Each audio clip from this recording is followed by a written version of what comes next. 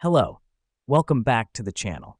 Today we're diving straight into how to use teamwork.com for resource level reporting using the full 2025 guide.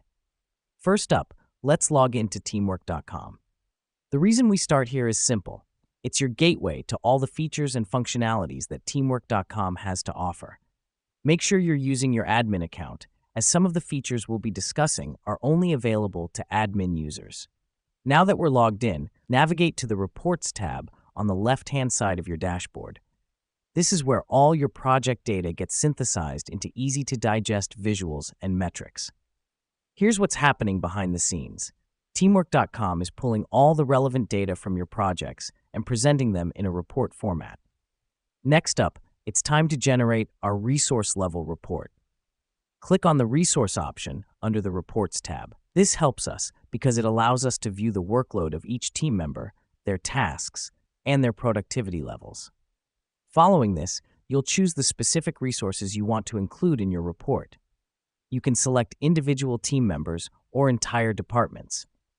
The reason we do this is to tailor the report to our specific needs, making it as detailed or as broad as necessary.